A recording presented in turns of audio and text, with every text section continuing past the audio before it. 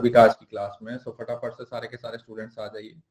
1 minute के अंदर अंदर अपनी पॉजिटिव अफर्मेशन लिखिए और फिर उसके बाद हम अपनी क्लास को शुरू करते हैं। जल्दी से आ जाइए सारे के सारे स्टूडेंट्स। गुड मॉर्निंग जी, गुड मॉर्निंग। आ जाओ फटाफट।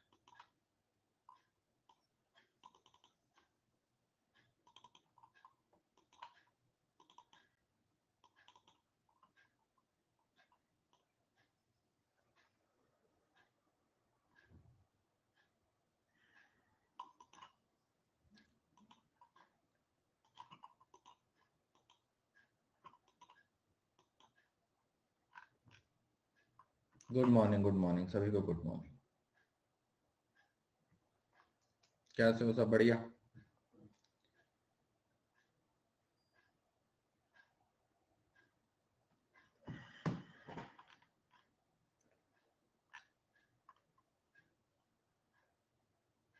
मैं बढ़िया बच्चे, आप बताओ।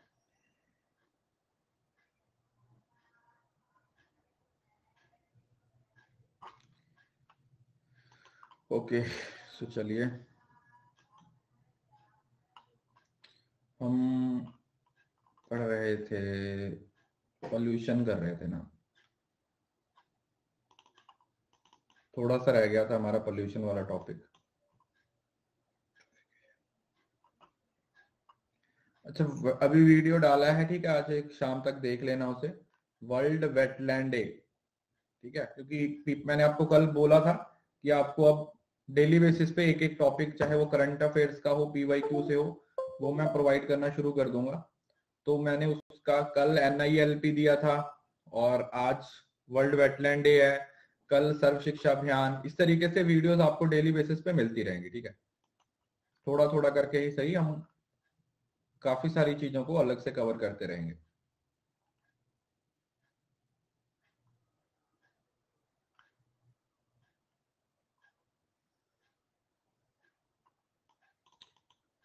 यहां तक हो गया था ना, BD और CD।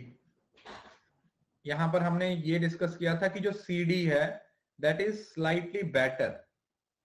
जो CD है वो थोड़ा सा ज्यादा अच्छा है एज कंपेयर टू BOD, क्योंकि जो BOD है वो सिर्फ कौन से ऑर्गेनिक को कंसीडरेशन में लेता है, बट यहां पर दोनों को कंसीडरेशन में लिया जाता है, ऑर्गेनिक, बायोडिग्रेडेबल और इनऑर्गेनिक, ठीक है? दोनों, इस वजह से दोनों को कंसीडरेशन में लेता है, इस वजह से ये पहले वाले से थोड़ा सा ज्यादा अच्छे से कंसीडर किया जाता है।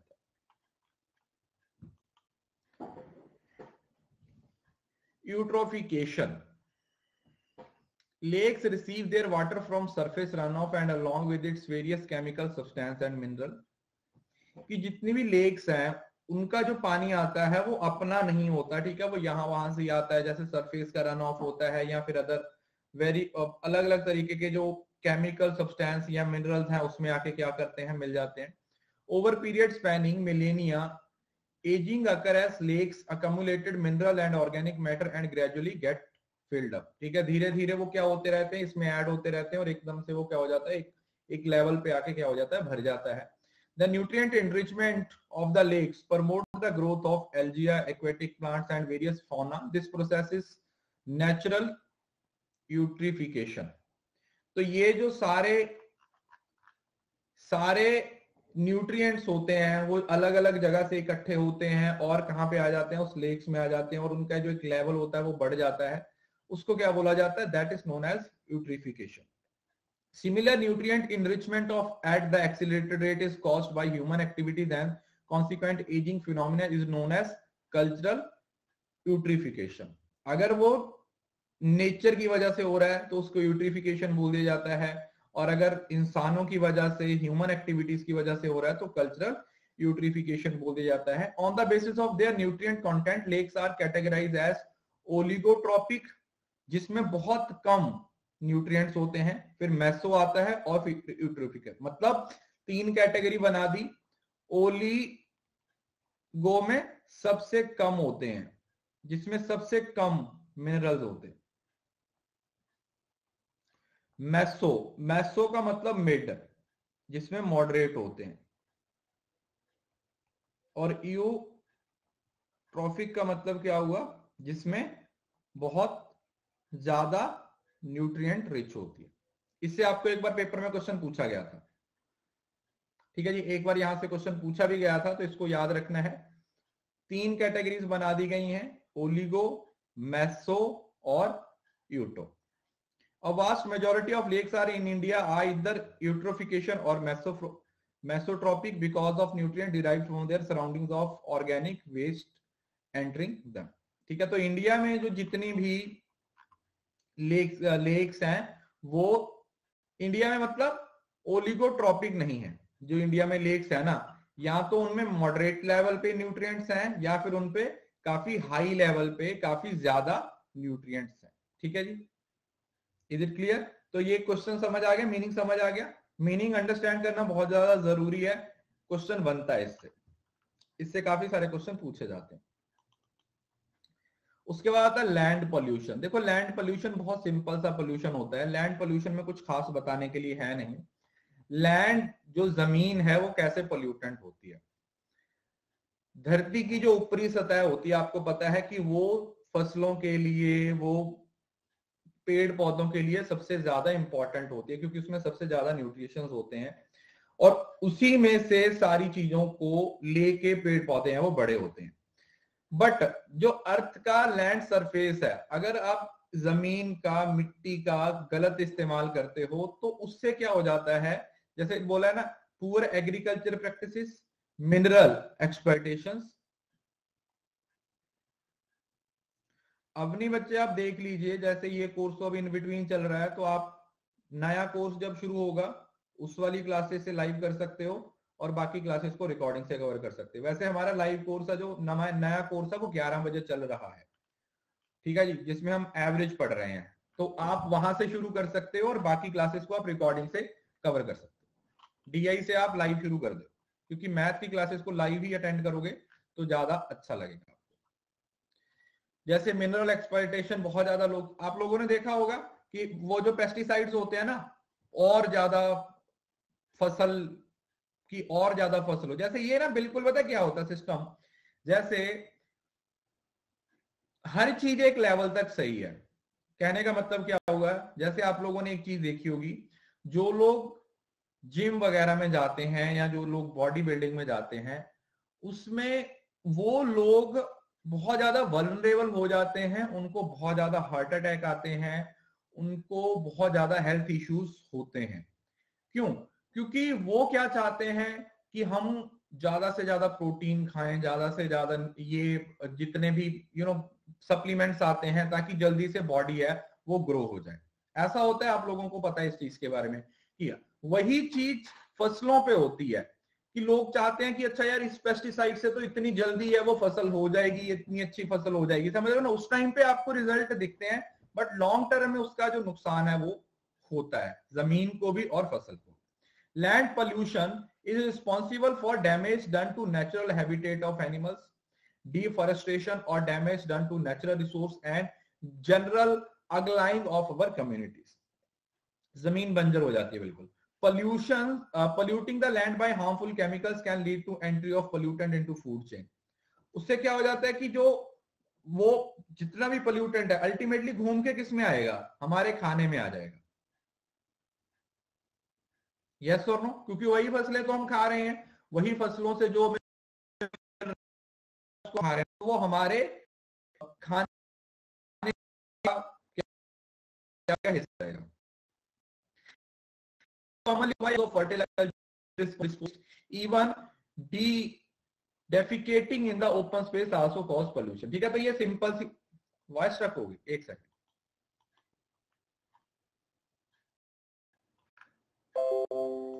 ओके, अब सही है। हाँ, तो ये लैंड पोल्यूशन के बारे में, जैसे मैंने आपको पिछली क्लास में बताया था कि जैसे एक जमीन है, ठीक है, उसकी ये जो ऊपर वाली सतह है, ये जो ऊपर वाला पोर्शन है, ये पता है इसमें ज्यादा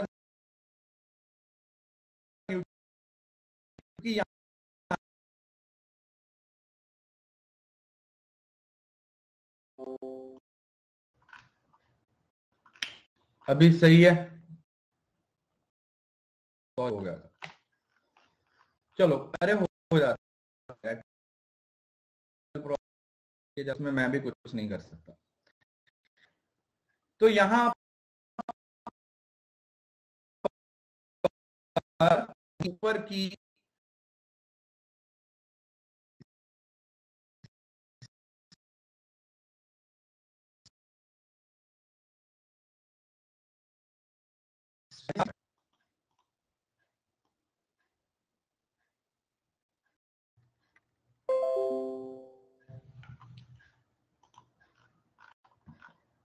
अब सही है,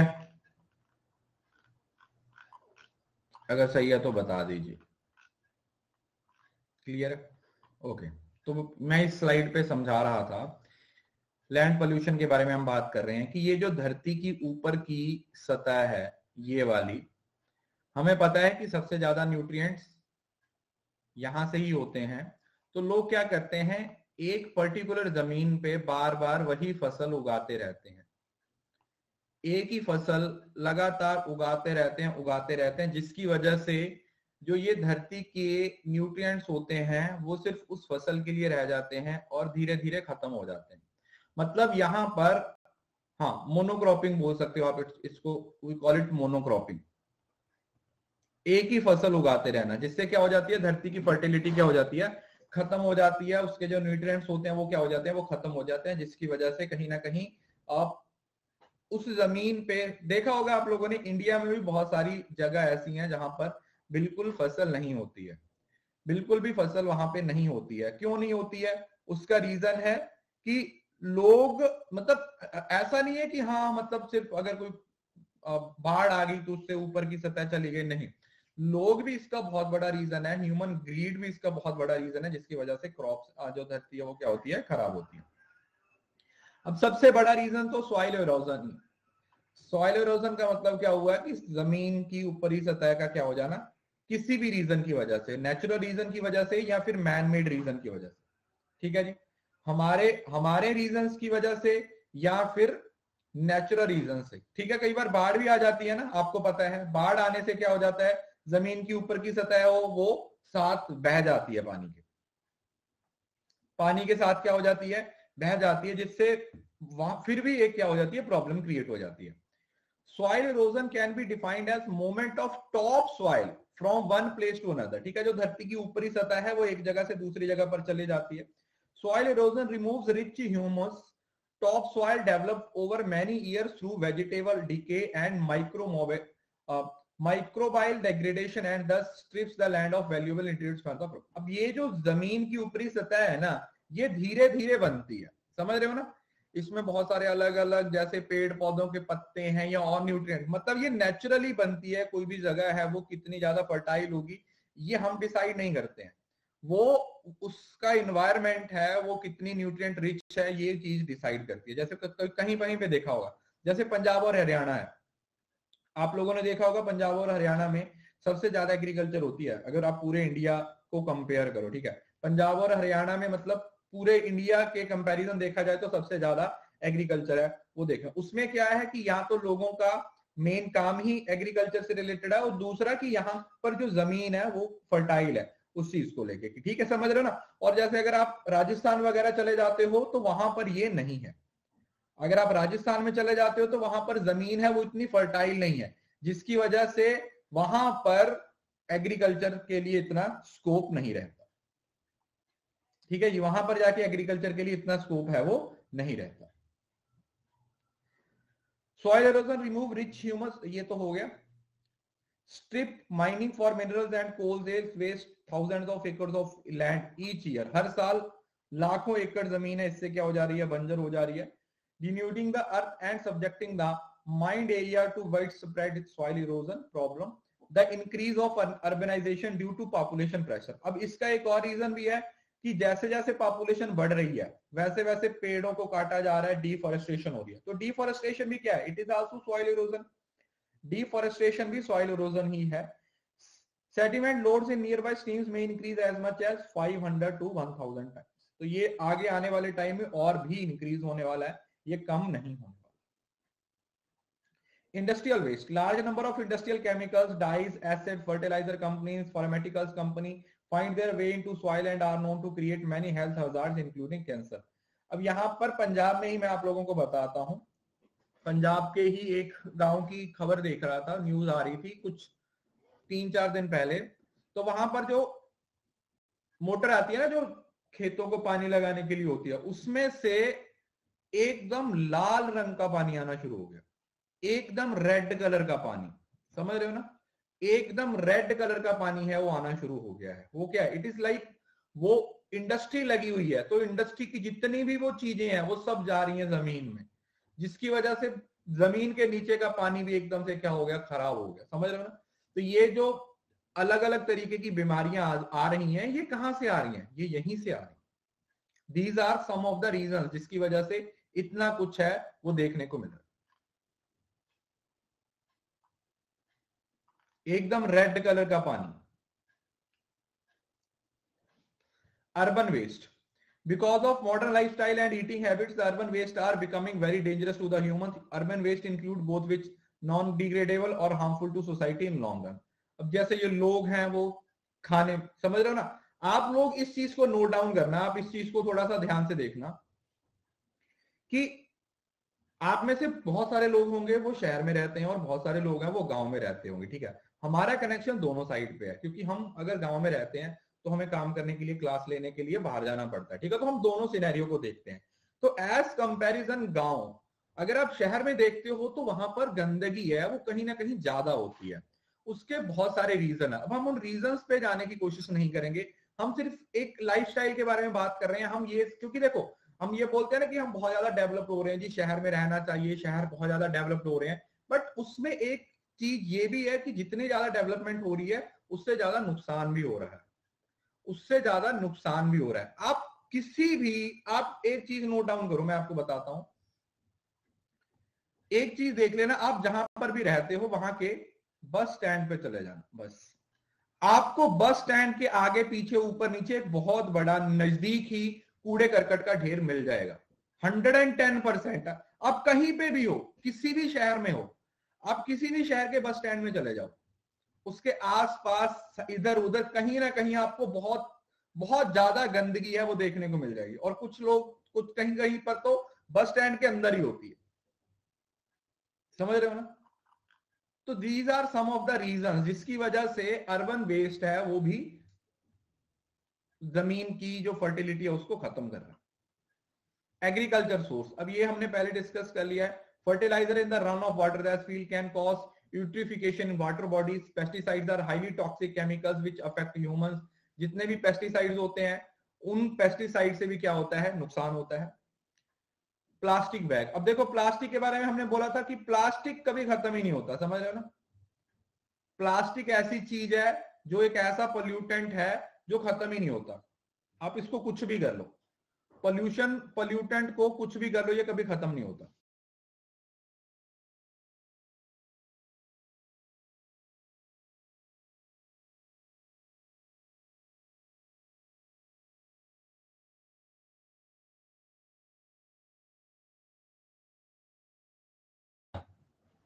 तो प्लास्टिक बैग्स हैं वो नॉन डिग्रेडेबल है, ठीक है। मतलब आप लोगों ने देखा होगा इंडिया ने भी प्लास्टिक बैन की पॉलिसी है ना, अलग अलग टाइम टू टाइम पॉलिसीज आती रहती हैं। कोई प्लास्टिक बैन है, जैसे दुकानों पे भी कि आप प्लास्टिक के पॉलिथीन को यूज नहीं कर सकते ना, इस तरीके की पॉलिसीज हैं वो आती रहती हैं। बट होता तो कुछ नहीं है, ठीक है, होता कुछ भी नहीं है। Cause of land pollution, toxic compounds affect plant growth and human life. जितना वो जमीन है जितनी ज्यादा टॉक्सिक होगी उससे उतना ही हमारे बॉडी पे, प्लांट्स पे, ग्रोथ पे, हमारी ह्यूमन लाइफ पे बहुत ज्यादा इफेक्ट होगा। Water logging and salinity make soil infertile. जैसे जमीन की अगर ऊपर की सतह खत्म होगी तो जमीन की फर्टिलिटी भी क्या हो जाएगी, खत्म हो जाएगी। Hazards chemical enter into food chain from soil disturbing the biochemical process. अब वो केमिकल से जिनकी फसल है उनको तो पैसा मिल गया, बट वो जो फसल है जो लोगों के पास जा रही है, जो लोग खा रहे हैं, जो आपके आटे का हिस्सा बन रही है, जो आपके खाने का हिस्सा बन रही है, वो अल्टीमेटली हमारी बॉडी का हिस्सा बन रही है, हेल्थ प्रॉब्लम्स आ रही हैं, है ना। और nervous disorder, gastrointestinal disorder, joint pain, respiratory problem, इस तरीके की सारी प्रॉब्लम्स है वो आप लोगों को देखने को मिलती है। अब ये बिल्कुल उसी तरीके से जैसे आप लोगों को पता है, अब हम इस चीज को दो तरीके से रिलेट करते हैं। जैसे आप लोगों को पता 1945 में जब बाकी पे पैक हुआ था, उस बम का नाम बम ब्लास्ट हुआ था।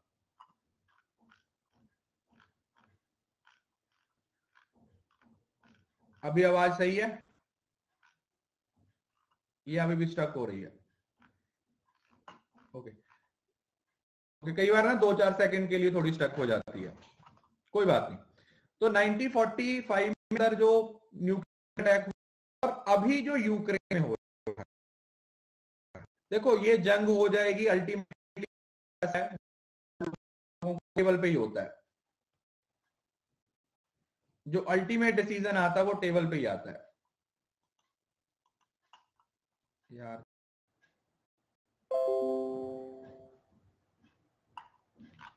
ओके मैं ये बता रहा था कि जैसे हिरोशिमा और नागासाकी है और अभी जो यूक्रेन में बम ब्लास्ट हो रहे हैं, आप लोगों को पता है कि आज भी उस एरिया में बहुत सारे बच्चे हैं जो डिफरेंटली एबल्ड पैदा होते हैं।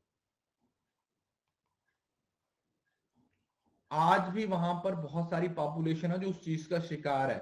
मतलब आज से 70-75 साल पहले वहां पर वो ब्लास्ट हुआ था, जिसका इफेक्ट आज भी देखने को मिलता है। तो आपको क्या लगता है कि ये सारे इफेक्ट अब यूक्रेन में देखने को नहीं मिलेंगे? भोपाल में अभी तक जो भोपाल गैस ट्रेजेडी हुई थी ना, उसके इफेक्ट देखने को मिलते हैं। मतलब these in such dangerous things, इतनी ज्यादा डेंजरस है आप खुद सोचो।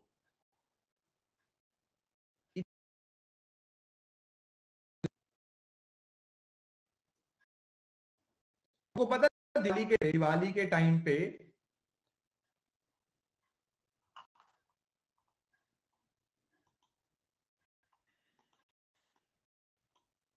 यार इंटरनेट मेरा सही चल रहा है, ऐसा तो पॉसिबल नहीं होना चाहिए कि स्टक हो रहा है।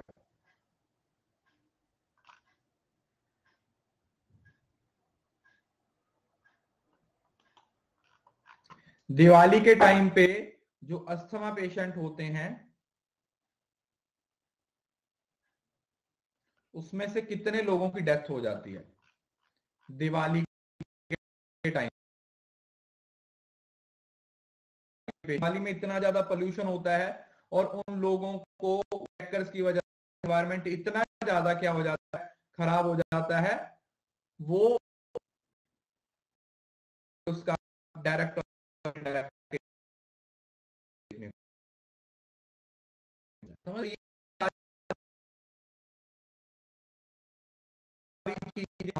कंट्रोल करने के लिए कौन कौन से कंट्रोल मेजर्स हैं वो लिए जाते हैं। Soil erosion, proper plantation. देखो सबसे तरीका पेड़ लगाना, इसका सबसे बेस्ट तरीका है। हमने पहले भी डिस्कस किया था कि जितने ज्यादा पेड़ लगाओगे उतना जो सॉइल इरोजन है उसको क्या किया जा सकता है, कम किया जा सकता है। वीडियो चल रहा है, प्लीज एक बार बता दो यार।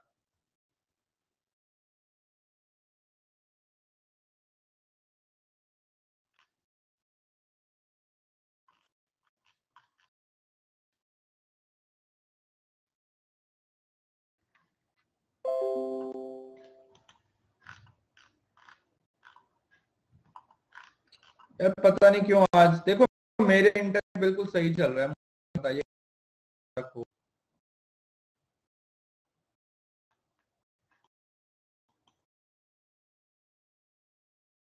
आता हूँ, वेट एक।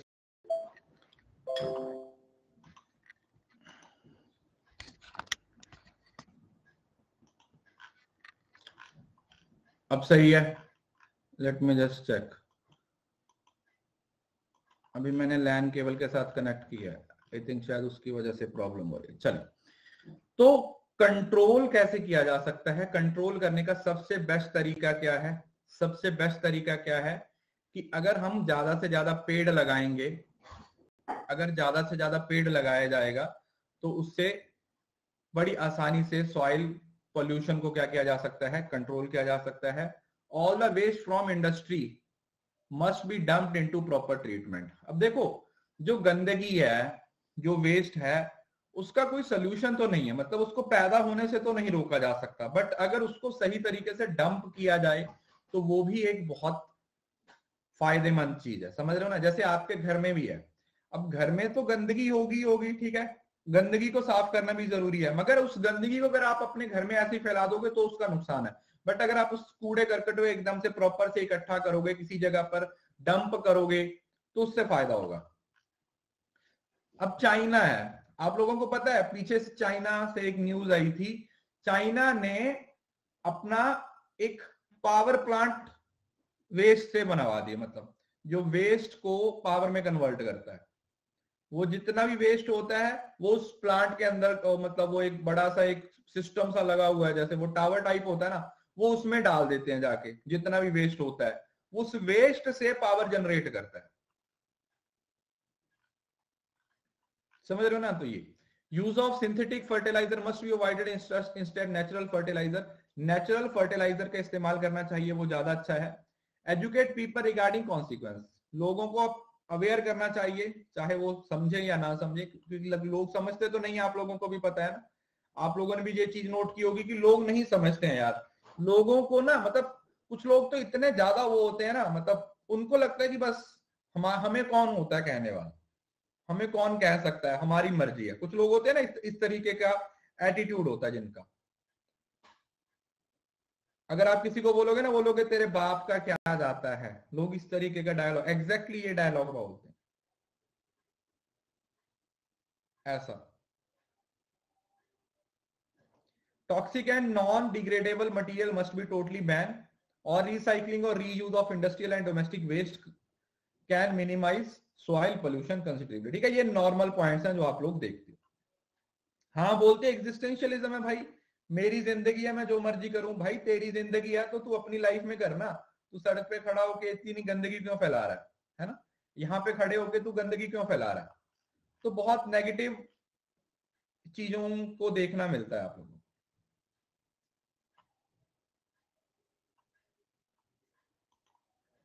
उसके बाद आता है नॉइस पोल्यूशन। देखो, अब 2-3 बार ना नॉइस पोल्यूशन के लेवल्स पूछे गए हैं, प्लीज इस पे नोट डाउन कीजिएगा। इसके जो लेवल्स हैं वो आप लोगों के पेपर में बहुत ज्यादा पूछे जाते हैं, ठीक है। नॉइस पोल्यूशन के कुछ लेवल्स हैं जो आपके पेपर में पूछे जाते हैं। Noise pollution has relatively recent origin, इसका जो ओरिजिन है वो रिसेंटली हुआ है और इसको बहुत कम डिस्कस किया जा रहा है। It is one of the most pervasive pollutant, हर जगह पे आपको ये देखने को मिलता है। जैसे आप इस चीज को देख सकते हो कि जैसे आप, जो लोग बहुत ज्यादा हेडफोन यूज करते हैं, लॉन्ग टर्म में उनकी हियरिंग जाने के चांसेस ज्यादा होते हैं।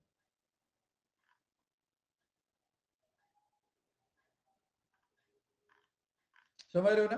तो अगर आप भी हेडफोन का इस्तेमाल कर रहे हो तो बी श्योर कि आप उतना ही लेवल रखो जितना जिसमें आपको सुनाई दे। समझ रहे हो ना?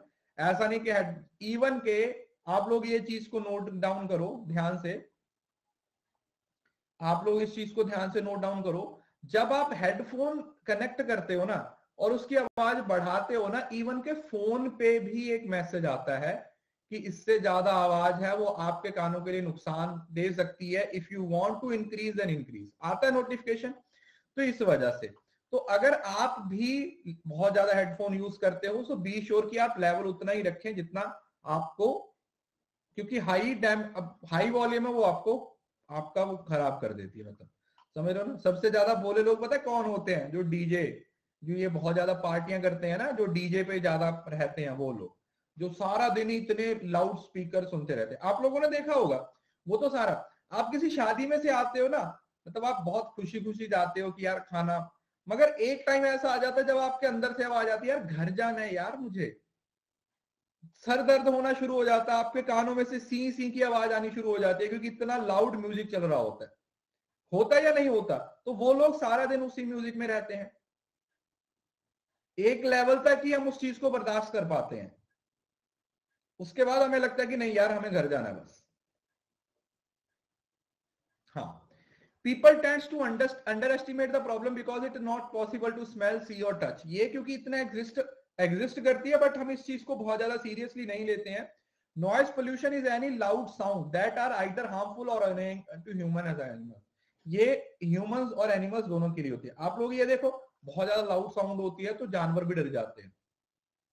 घरों में जो गाय होती है वो, उनको भी डर लगता है, वो भी अपनी जगह से हिलना शुरू कर देते हैं। समझ रहे हो ना? तो ये जो नॉइस पोल्यूशन है ये सिर्फ हमारे लिए नहीं, सभी के लिए। आपके घर में कोई डॉग रखा हुआ है, कोई बिल्ली रखी हुई है, सब पे ये इफेक्ट डालते हैं। To be more precise, noise pollution is sound without value or any noise that is unwanted by the recipient.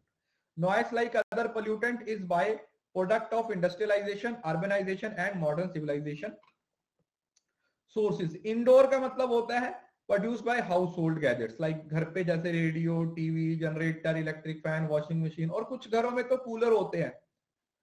हवा मारता है मगर वो सारी रात सोने नहीं देता, क्योंकि हवा तो वो ठंडी मारता है, वो आवाज इतनी करता है ना हद से ज्यादा। आप लोगों ने देखा होगा, हवा तो वो जरूर देगा आपको, मगर उसकी आवाज इतनी होगी कि वो आपको सोने नहीं देगा।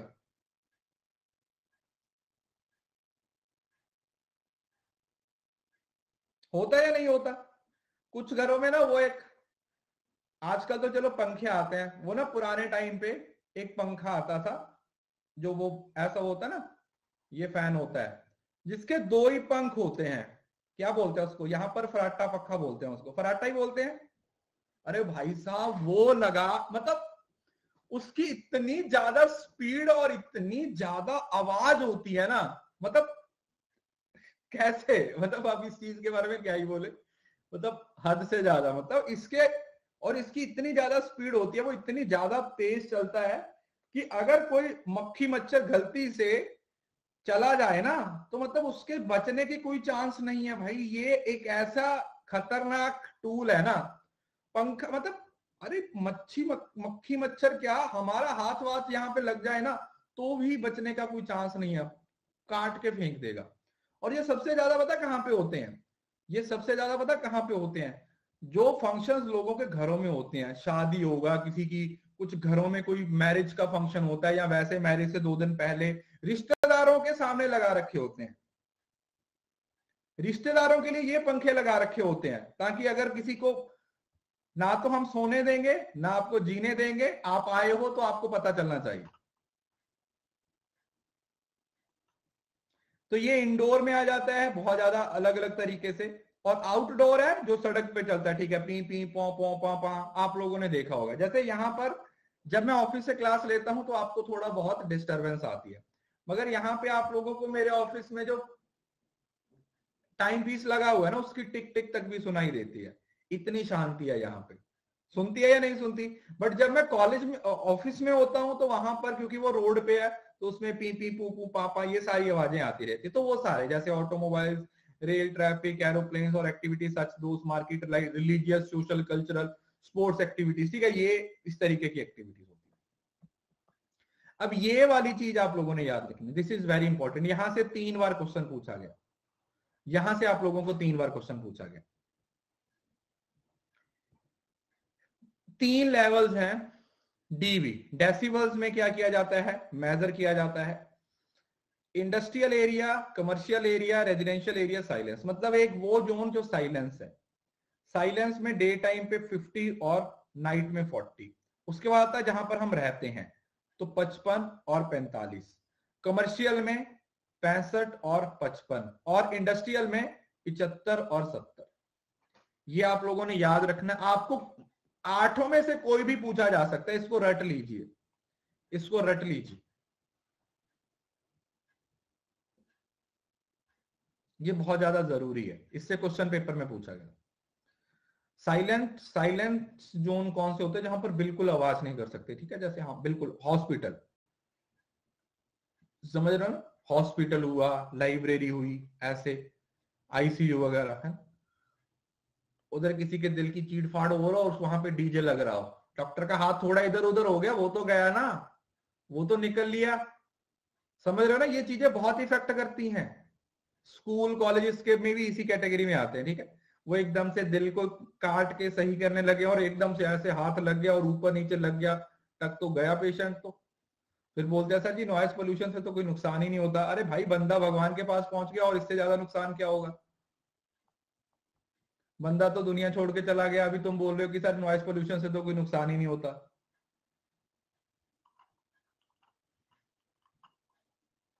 मतलब इतना डेसिमल्स की लिमिट तक है, मतलब इंडस्ट्रियल एरिया में 75 डीबी तक रहेगा तो ये मतलब स्टैंडर्ड्स है in respect of noise.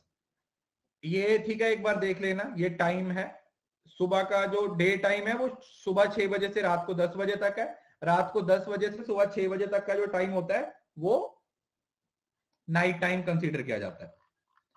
Silence zone is defined an area comprising not less than 100 metre round. अब ये देखो, ये साइलेंस जोन कौन कौन से हो गए, जैसे हॉस्पिटल हो गए, बताया था ना, उससे 100 मीटर के अंदर अंदर educational institutions and court. The silence zones are zones where which are declared as such by competent authority.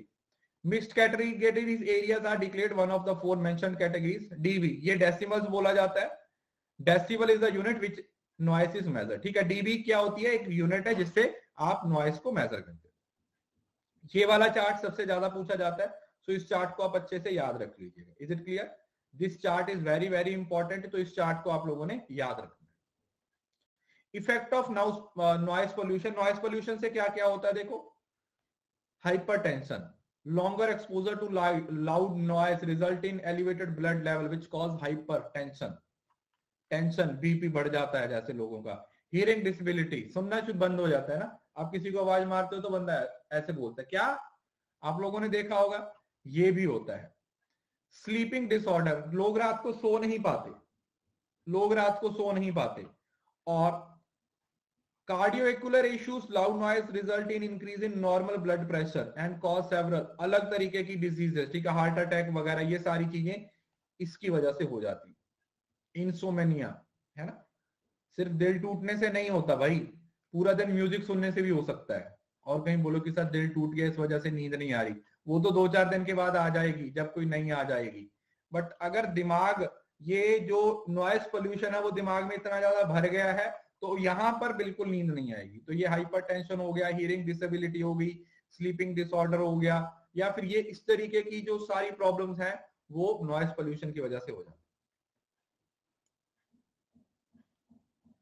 उसके बाद है रेडिएशन पोल्यूशन। अब देखो ये ना एक ऐसा पोल्यूशन है जिसके बारे में कोई बात ही नहीं करता, ये बहुत ज्यादा सीरियस टाइप का है। This is pollution due to abnormal radiation in the environment. Radiation pollution is any form of ionising or non ionising radiation that result from human activity. अब ये हमारी एक्टिविटीज की वजह से होता है, जैसे मोबाइल रेडिएशन, जैसे बोलते हैं ना कि हाँ हम, आप रात को फोन है उसको सोना, जब सोते हो तो आप अपने पास नहीं रखना चाहिए, ठीक है, बेड पे फोन नहीं लेना, इस तरीके की जो बातें हैं ना, तो इनमें से रेडिएशन आती हैं। The radiation emanating from the decay of radioactive nuclides are major source of radiations. The most well-known radiation results from the detonation of nuclear devices and controlled release of energy by nuclear weapon generating plants from cell or mobile towers by use of wireless internet access modems. हर चीज से radiation निकलती है, हर चीज से radiation देखने को मिलती है। Other source of radiation like spent fuel, reprocess plant, bio product of mining और एक्सपेरिमेंशियल साइंस लेबोरेटरी, जो साइंस लेबोरेटरी वाले एक्सपेरिमेंट करते हैं वहां से भी रेडिएशन है वो देखने को मिलते हैं। समझ रहे हो, जैसे एक्सरे हुआ, माइक्रोवेव ओवन, अदर अप्लायंस, ठीक है, लेस मैग्नीट्यूड, जैसे आप प्रेस यूज करते हैं, प्रेस से भी रेडिएशन होती हैं। आप ड्रायर यूज करते हो, स्ट्रेटनर यूज करते हो, रेफ्रिजरेटर यूज करते हो, ये इन सारी चीजों से रेडिएशन देखने को मिलती है। मोबाइल, लैपटॉप, ये सारी चीजों को से रेडिएशन देखने को मिलती है। इफेक्ट्स ऑफ रेडिएशन क्या होता है? Public concern over release of radiation into environment greatly increased following the disclosure of possible harmful effect to the public from nuclear weapon testing.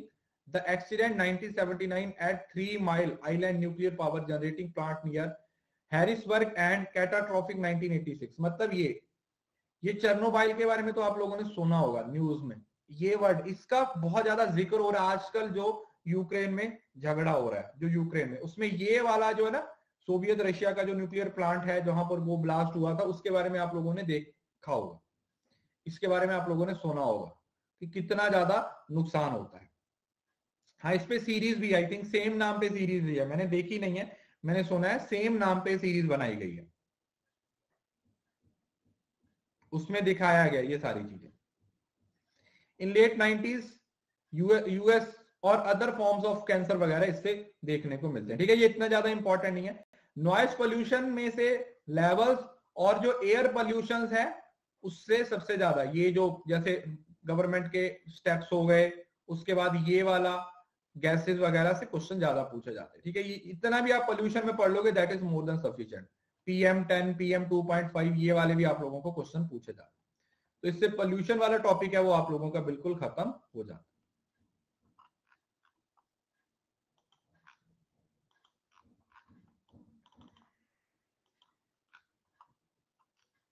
एक मिनट का ब्रेक ले लीजिए, उसके बाद हम फिर डिजास्टर वाला टॉपिक शुरू करते हैं।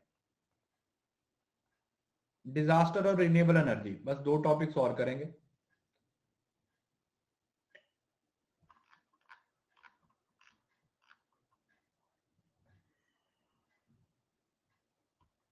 नहीं, अभी 2 क्लासेस और हैं इसकी, कल और परसों, परसों खत्म हो जाएगा ये।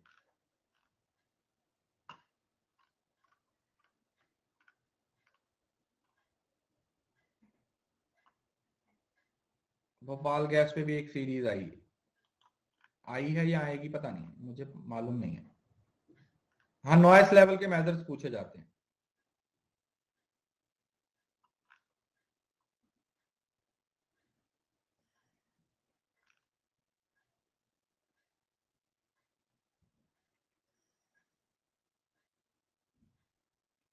देखिए, नोटिफिकेशन का ऐसे होता है, मैं आपको बताता हूं। जब आप सुबह उठते हो ना, एक बार ना अपना अनअकैडमी का शेड्यूल है देख लिया करो ऐप के अंदर। सिंपल प्लानर देख लिया करो, आपको पता रहेगा। जैसे 11 और 2 बजे की तो क्लास रहती है, मतलब 11 बजे तो कंफर्म है कि रहेगी, और शाम को 4:30 बजे भी हमने ऑलरेडी क्लास शुरू कर दिया। तो आप एक बार चेक कर लिया करो, देख लिया करो क्या क्या चीजें।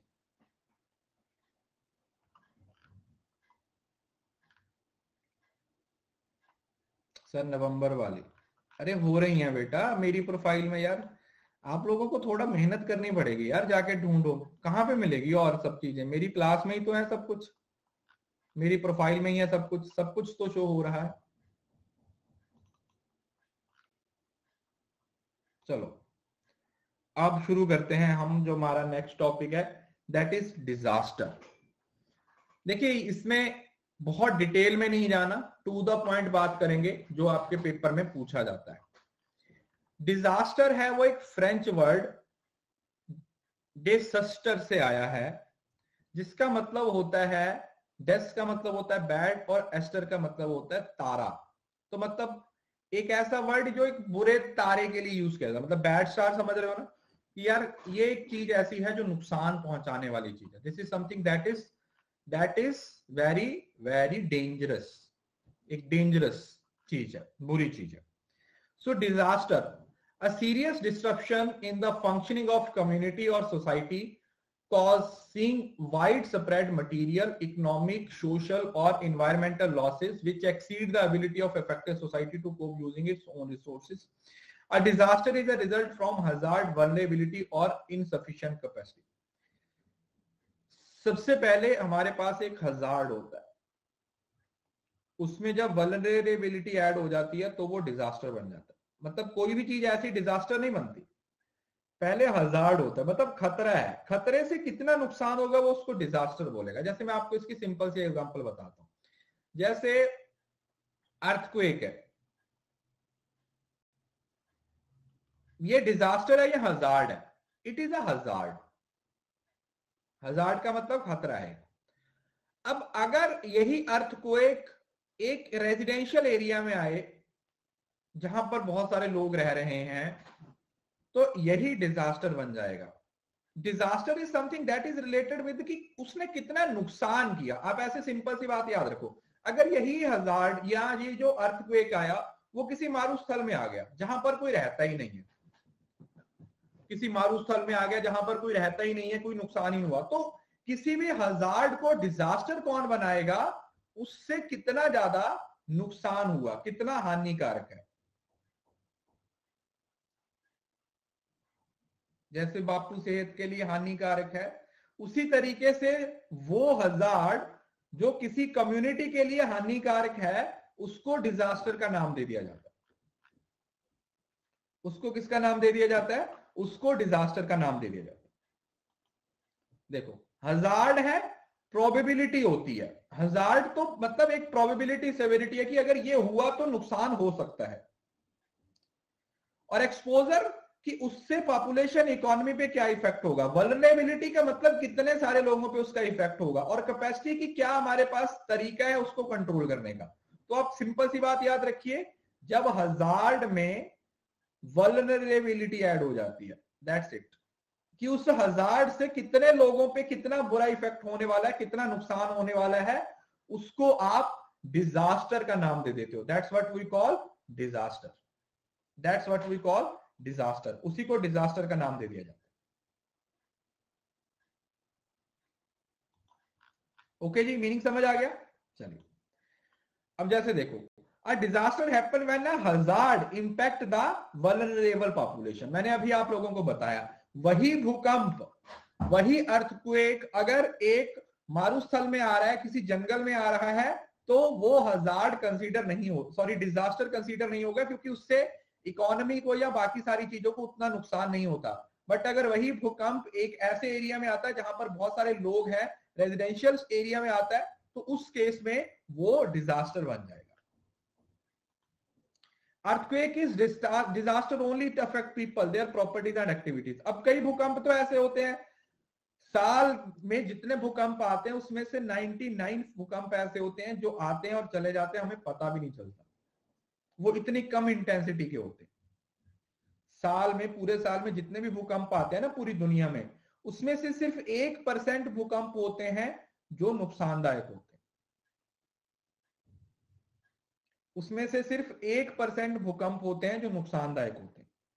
बाकी 99% कब आए कब चले गए हमें भी नहीं पता रहता, आपको भी नहीं पता रहता।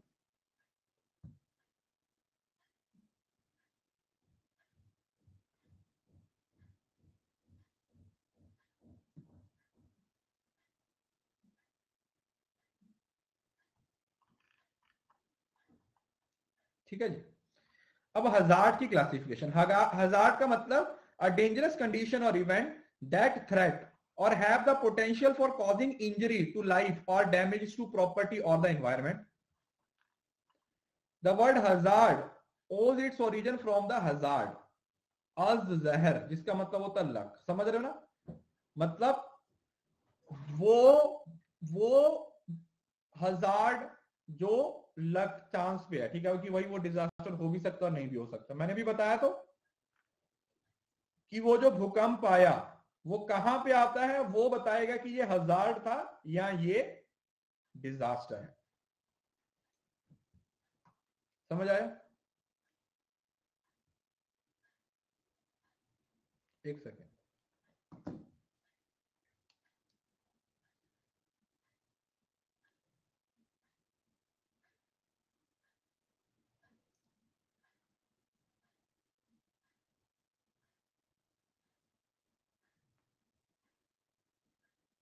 एक सेकेंड।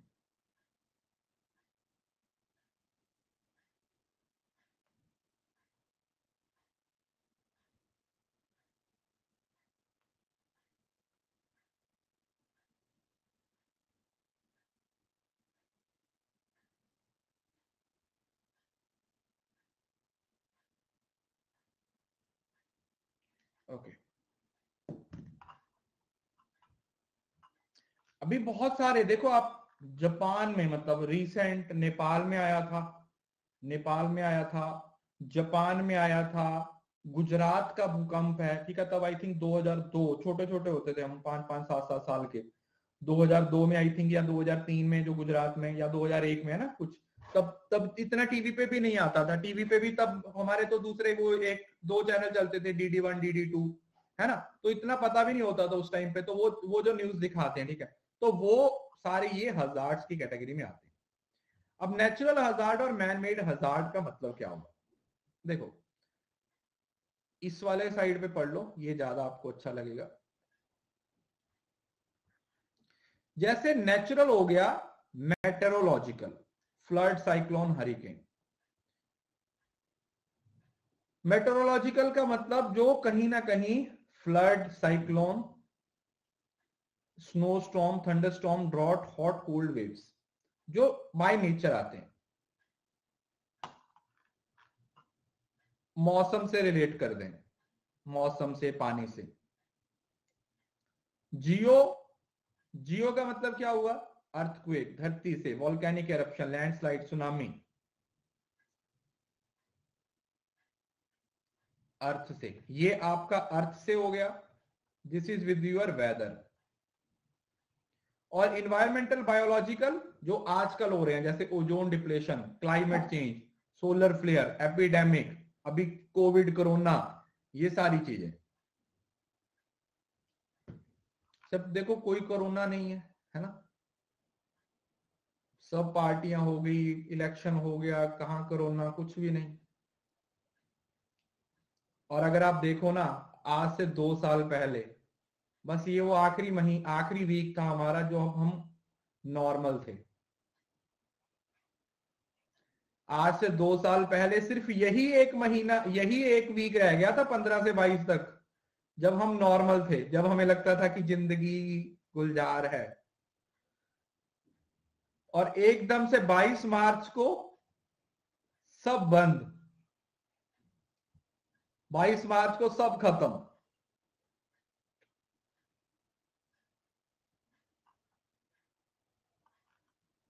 हाँ वोटिंग हो गई सब, अब दोबारा आ सकता है ना? चलो, और इस साइड पे जो हम करते हैं टेक्नोलॉजी, देखो जैसे transport accident, structure failure, explosions, fires, industry, chemical spills, radiation, poisoning, gas leaks, और वार फायर। अभी ये देखो जैसे अभी चल रहा है ये, अगर आप देखो तो ये जो पुतिन कर रहा है इसको रोका भी तो जा सकता है। इससे फायदा किसका हो रहा है? किसी का नहीं, नुकसान ही हो रहा है उल्टा। वो उस कंट्री को वैसे नुकसान हो गया। और रशिया, रशिया में दुनिया, मतलब रशिया की हिस्ट्री में इतनी बड़ी मंदी नहीं देखी होगी जितनी मंदी वो आगे 1-2 साल 5 साल में देखने वाले। क्योंकि सब सब कंट्रीज ने रोक्स लगा दी वहां पे। नेटफ्लिक्स से लेके, इंस्टाग्राम से, फेसबुक से लेके, नेट यूट्यूब तक की पेमेंट वहां पे बंद हो चुकी है। एप्पल, डेल, एचपी, माइक्रोसॉफ्ट, सब ब्रांड्स ने, मैकडी की एप से, सब लोगों ने वहां से क्या कर लिया? बाहर निकाल दिया अपने आप को। तो अगर देखा जाए तो चाहे यूक्रेन के लोगों को फिजिकल लेवल पे नुकसान हो रहा है, बट अल्टीमेटली अब आने वाला जो टाइम होने वाला है ना, वो हर कंट्रीज के लिए बहुत ज्यादा खतरनाक होने वाला है। अब ये मान के चलो, आने वाले टाइम में पेट्रोल डीजल के भाव भाव आसमान छू सकते हैं, समझ रहे हो ना? हो सकता है हमें दोबारा नए लोगों को साइकिल पे आना पड़े, फिर से साइकिल वगैरह पे आना पड़े।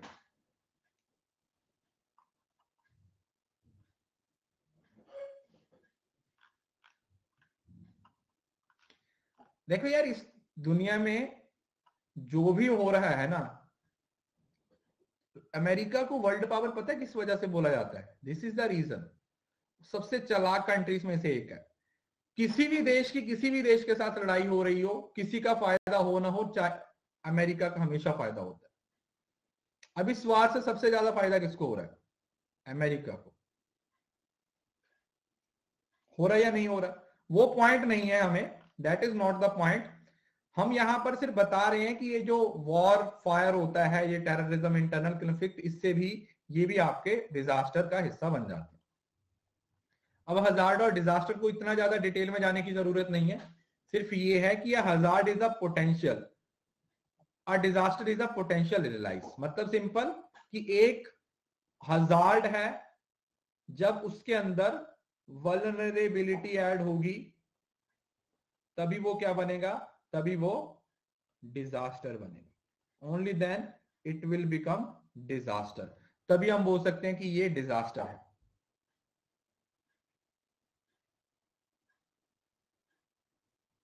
राइट। अब वल्नरेबिलिटी का मतलब क्या हुआ? वल्नरेबिलिटी का मतलब समझ रहे हो ना, कि जिस लेवल तक लोग इफेक्ट होंगे उस चीज से, समझ रहे हो ना। वल्नरेबल का मतलब सेंसिटिविटी की बात करते हैं। जैसे कुछ लोग होते हैं वो डस्ट को लेके बहुत वल्नरेबल होते हैं। वो जो लोग होते हैं ना, जो बड़े घरों के लोग होते हैं, जिनके बच्चे एसी में ही पैदा होते हैं, एसी में ही रहते हैं सारा दिन, AC school, AC bus, AC गाड़ी, एसी कार, उनको थोड़ा सा धूप में निकाल दो ना, रंग लाल हो जाता है उनका, क्योंकि वो इतने ज्यादा सेंसिटिव हो चुके हैं कि वो बाहर की चीजों में हो ही नहीं सकते, पकौड़े टाइप बन जाते हैं, एकदम से लाल लाल हो जाते हैं। तो ये जो वल्नरेबिलिटी का है, इसका मतलब क्या हुआ कि वही structure areas likely to be damage और डिस्टर्बेड बाय द इंपैक्ट, वो जो किस पे कितना इंपैक्ट होगा, किस पे कितना इंपैक्ट होगा, किस, समझ रहे हो ना। जैसे अब हम लोग हैं, ठीक है, अब हम गांव में रहते हैं, तो हमारा हमारा बॉडी स्ट्रक्चर उस तरीके का है, जो शहर वाले हैं उनका उस तरीके का है, समझ रहे हो ना। जैसे मैं, हमारी दिल्ली में बहुत सारी रिश्तेदारी हैं, बट मैं दिल्ली में नहीं जाता हूँ, क्योंकि दिल्ली का पानी पी के मैं बीमार हो जाता हूँ। इसका मतलब ये थोड़ी है कि वो पानी अच्छा नहीं है, बट मेरे लिए वो अच्छा नहीं है, क्योंकि मेरे मेरे को वो नुकसान पहुंचा देता है, समझ लो ना। तो ये चीज होती है vulnerability. This is what we call vulnerability. Suit नहीं करती वो चीज, तो जितना कितना ज्यादा नुकसान हो सकता है सोसाइटी को, कम्युनिटी को, वो that is what we call कि ये चीज वल्नरेबल है उस चीज को लेके, राइट। सोशो इकोनॉमिक, सोसाइटी पे कितना असर हो रहा है। People who are poor and living in the sea coast don't have the money to construct their concrete house. जैसे जो लोग समंदर के किनारे पे रहते हैं, तो जैसे अगर सुनामी आ गई, उनके घर वॉश आउट हो गए, तो उनके लिए दोबारा उनको बनाना, it is not an easy task. देखा होगा आप लोगों अक्सर ये, पहले तो चलो हम ये सारी चीजें नहीं देख पाते थे, अब तो इंटरनेट यूट्यूब पे ये चीजें भरी पड़ी हैं, इतनी ज्यादा भरी पड़ी हुई है, आप लोगों ने ये चीजें देखी होंगी।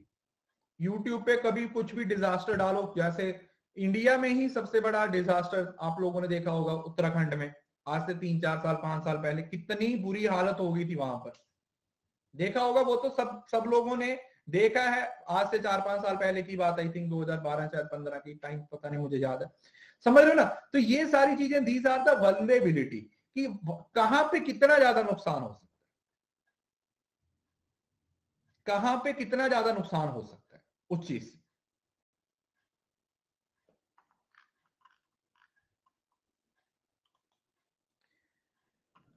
उसके बाद तीसरा वर्ड है कैपेसिटी।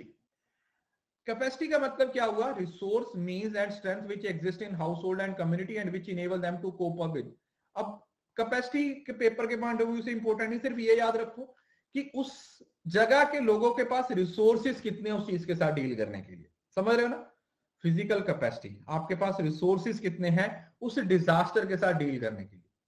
ऑब्वियसली बात है, अगर आपके पास रिसोर्सेज है डिजास्टर के साथ डील करने के लिए, तो आप लेस वल्नरेबल होगे उस चीज को लेके, आपको नुकसान कम होगा। बट अगर आपके पास रिसोर्सेज ही नहीं है, इंफ्रास्ट्रक्चर ही नहीं है, समझ रहे हो ना। जैसे बहुत सारे तरीके होते हैं इन डिजास्टर से बचने के लिए, यस और no, there are different different ways, काफी सारे तरीके होते हैं, काफी सारे मेथड्स होते हैं। जो लोग उन मेथड्स को अप्लाई कर लेते हैं वो इन सारी चीजों से बच जाते हैं, और जो नहीं यूज करते हैं उनको नुकसान हो जाता है,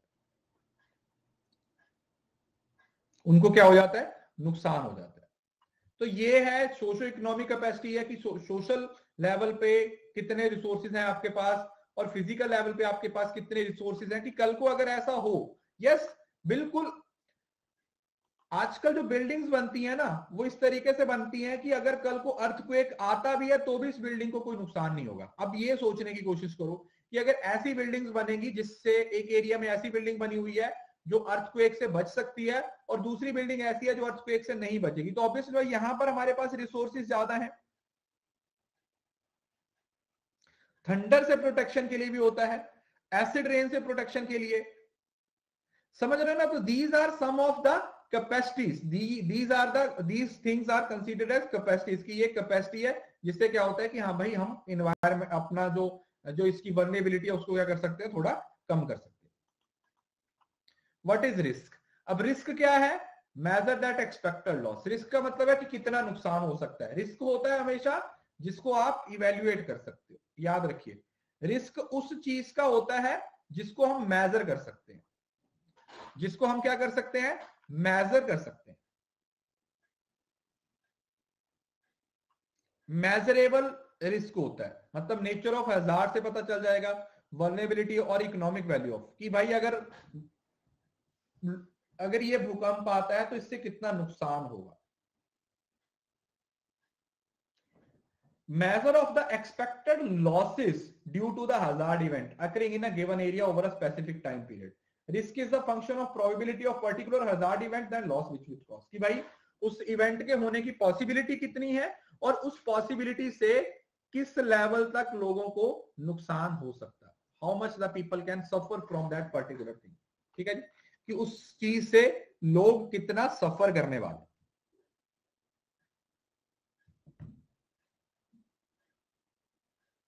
उससे कितना लोग सफर करने वाले हैं, that is what we call, ये रिस्क के अंडर आता है। डिजास्टर रिस्क, ये हम आगे पढ़ेंगे कि रिस्क को रिड्यूस करने के लिए हमारे पास दो तरीके हैं। एक तो जब अभी रिस्क है ही नहीं तो आप पहले उसको मिटिगेट करने की कोशिश करते हो और अपने आप को प्रिपेयर करते हो, और उसके बाद पोस्ट, मतलब रिस्क आ चुका, भूकंप आ गया, तो फिर आप क्या करोगे, रेस्क्यू ऑपरेशन चलाए जाते हैं, रिलीफ, रिकवरी। यस और नो। तो डिजास्टर रिस्क रिडक्शन, डीआरआर के अंदर एक तो प्री रिस्क, अभी रिस्क है मतलब आया नहीं है तो हम उसके अकॉर्डिंग अपने आप को प्रिपेयर करने की कोशिश करते हैं और हम ये सोचने की कोशिश करते हैं कि किसी तरीके से इसको कैसे रिड्यूस किया जा सकता है, इसको कैसे रिमूव किया जा सकता है। और दूसरा आता है पोस्ट रिस्क, मतलब जब वो अकरेंस हो चुकी है, जब वो अकरेंस हो चुकी है उसके बाद क्या क्या किया जा सकता है, किस तरीके से लोगों को रेस्क्यू किया जा सकता है, किस तरीके से लोगों को रिलीफ दी जा सकती है, मेडिसिन, वाटर। ठीक है, जैसे अभी चल रहा है वहां पे, समझ रहे हो ना, यूक्रेन में अलग अलग कंट्रीज अपनी अपनी मेडिकल फैसिलिटीज वहां पर भेज रही हैं, लाखों टन दवाइयां भेजी जा रही हैं, समझ रहे हो ना, तो खाना भेजा जा रहा है उन वहां के लोगों को। तो ये क्या है, ये पोस्ट डिजास्टर रिस्क हो जाता है। अब जैसे प्री डिजास्टर रिस्क में क्या हो जाएगा, जैसे लोगों को रेस्क्यू करना शुरू कर दिया था, यूएस के लोगों को यूएस ने 1 महीने पहले ही रेस्क्यू कर दिया, और कुछ कंट्रीज के लोग वहां पे फंसे हुए हैं, जैसे इंडिया, पाकिस्तान, ये कुछ लोग हैं जो वहां पर फंसे हुए हैं, उनको ड्यूरिंग ड्यूरिंग द वॉर ही क्या किया जा रहा है, रेस्क्यू किया जा रहा है। समझ रहे हो ना, इंडिया के कितने सारे लोग थे वहां पर, तकरीबन तकरीबन इंडिया के आई थिंक 20-25 हजार बच्चे हैं वहां पर पढ़ाई करते हैं, 25-30 हजार बच्चे वहां पर पढ़ाई करते हैं, क्योंकि जो एमबीबीएस यहाँ पर 1 करोड़ में होती है वहां पर आई थिंक 25-30 लाख 50 में हो जाता, मतलब रहने का वगैरह, क्योंकि वहां पर जो मेडिकल की पढ़ाई है वो सबसे ज्यादा सस्ती है। तो जितने भी लोग ये डीवीएमएस, एमडी वगैरह का जो भी, मतलब मेडिकल का मुझे इतना ज्यादा पता नहीं है, एमबीबीएस वगैरह का जो कोर्स करने जाते हैं वो वहीं पे जाते हैं, यूक्रेन में,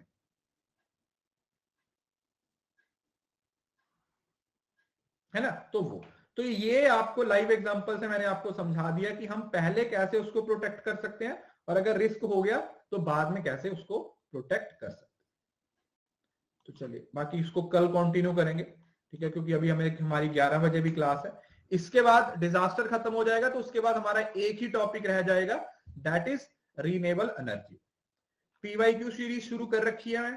अभी मैं एक और चीज भी प्लान कर रहा हूं कि जैसे जैसे मैं पीवाईक्यू आप लोगों को करवाता जाऊंगा ना, हर पीवाईक्यू से, हर हर पेपर से 5-6 नए कंसेप्ट देखने को मिलेंगे, तो वीकेंड पे मैं वो सारे क्लासेस की 1-2 घंटे की मैराथन लेके करवा दूंगा। जैसे कल की क्लास में 2-3 नए कंसेप्ट आए थे, तो हर पेपर में से जो जो नए नई चीजें मुझे मिलती जाएंगी, मैं उनको अपने एंड से उसका कंटेंट ढूंढता रहूंगा, और फिर यूट्यूब पे या फिर अनअकैडमी की स्पेशल क्लासेस में मैं आपको साथ ही साथ कवर करवाता रहूंगा। ठीक है, जैसे कल था ना एक बहुत ही इंपॉर्टेंट पॉइंट, वो रेड लिस्ट वाला था कि मैमल्स कितने परसेंट मैमल्स हैं उनको खतरा है। तो इस तरीके के जो पॉइंट्स हैं नए नए सारे, मैं वो आप लोगों को शुरू करवा दूंगा। स्पेशल क्लास बेटा शाम को 4:30 बजे है, पीवाईक्यू की क्लास शाम को 4:30 बजे, और साथ में करंट अफेयर्स वगैरह वो सब कुछ मैं आपको यूट्यूब पे, अरे यार मैं आपको प्रॉमिस करता हूं 30 मई तक मैं आपको इस बार के सारे पेपर सबको सॉल्व करवा दूंगा। ये मेरा आपसे प्रॉमिस है, चाहे यूट्यूब पे हो, चाहे प्लस पे हो, चाहे स्पेशल पे हो, जैसे मर्जी हो। पेपर 1 के सारे पेपर चाहे पीडीएफ की फॉर्म में जैसे भी होगा, मैं आपको 30 मई से पहले पहले सब कवर करवा दूंगा।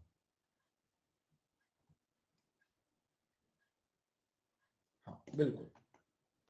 चलिए ठीक है, अभी 11 बजे मिलते हैं। Thank you so much, God bless you all. इसी तरीके से पढ़ते रहिए, इसी तरीके से मेहनत करते रहिए, जेआरएफ जरूर क्लियर होगा। कंसिस्टेंसी बनाए रखिए और एफर्ट्स करते रहिए। Thank you so much, bye, take care. हाँ स्पेशल में चलता रहेगा। देखो अभी मैंने ना जो स्पेशल क्लासेस लॉन्च की हैं, वो ना हर स्पेशल क्लास के साथ ना डेट मेंशन है, जैसे 13 मार्च, 14 मार्च, क्योंकि जब हम नंबर लगा देते हैं 2-3 तो उसमें कंफ्यूजन हो जाती है। तो अब मैंने ना स्पेशल क्लासेस ना डेट वाइज ही इशू कर दी है, ताकि अगर आप बाद में भी देखने लगो ना, जब आप बाद में भी देखने लगो तो आप लिख लो, अच्छा सर 13 वाली तो देख ली थी और तो 14 वाली देखें, 15 वाली देखें, समझ रहे हो ना। तो ये मैंने इस बार नया तरीका यूज किया है, ताकि आप लोगों को क्लासेस ढूंढने में कोई दिक्कत ना हो। ठीक है, आपको क्लासेस ढूंढने में कोई दिक्कत ना हो, आपको पता रहे कि, क्योंकि नंबर में कई बार भूल जाता है कि सेकंड देखी थी या थर्ड देखी थी, बट डेट आपको हमेशा याद रहती है कि मैंने 14 वाली क्लास देख ली है, अब मुझे 15 वाली देखनी है, 15 वाली देख ली, अब मुझे 16 वाली देखनी है, इस तरीके से। ठीक है जी। इस वीकेंड पे शायद आपकी एक मैराथन भी होगी, जिसमें मैं 3 पेपर आपको सॉल्व करवा दूंगा एक ही बार में। यस, ट्राई करेंगे अभी मैराथन शुरू कर दें। ठीक है, चलिए ठीक है, thank you so much, bye, take care. 11 बजे मिलते हैं, एवरेज खत्म करके रेशो शुरू करेंगे आज। बाय, ध्यान रखिएगा।